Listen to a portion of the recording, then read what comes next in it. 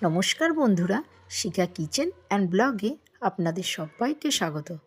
আজ আমি বানাবো দুর্দান্ত স্বাদের এক রেসিপি। তার জন্যে আমি 500 গ্রাম চাল সারা রাত জলে ভিজিয়ে রেখেছি। এবার এই চাল ব্লেন্ডারে দিয়ে সামান্য একটু জল দিয়ে ব্লেন্ড করে ঘন ব্যাটার তৈরি করে নিলাম। এবার স্বাদ মতো নুন দিলাম।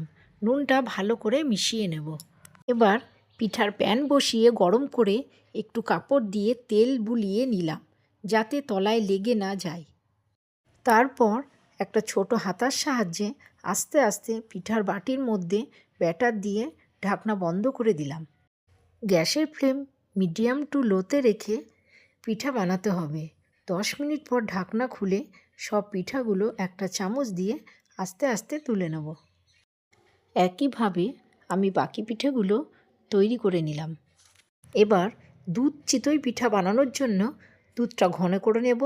তারপর 250 গ্রাম পাটালি গুড় দিয়ে দুধটা আবারও একটু ফুটিয়ে ঘন করে নেব। এবার আগের থেকে বানানো চিতই পিঠাগুলো দুধের মধ্যে দিয়ে 10 মিনিট ধরে ফুটিয়ে নেব। দেখতেই পাচ্ছেন আমাদের দুধ চিতই পিঠা একেবারেই রেডি। রেসিপিটা যদি ভালো লেগে থাকে তাহলে লাইক, শেয়ার আর কমেন্ট করবেন। আর আমার চ্যানেলে নতুন বন্ধু হলে চ্যানেলটা সাবস্ক্রাইব করে নেওয়ার অনুরোধ রইল। পাশে থাকা বেল আইকনটা অবশ্যই প্রেস করে দেবেন, কারণ চ্যানেলে আমি যখনই নতুন রেসিপি দেব আপনাদের কাছে খুব তাড়াতাড়ি পৌঁছে যাবে। ভালো থাকবেন, সুস্থ থাকবেন। ধন্যবাদ।